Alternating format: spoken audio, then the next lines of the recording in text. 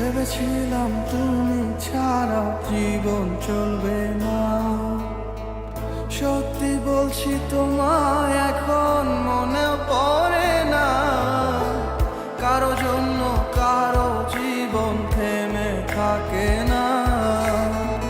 সত্যি বলছি তোমায় এখন মনে পড়ে না। ভেবেছিলাম তুমি ছাড়া জীবন চলবে না।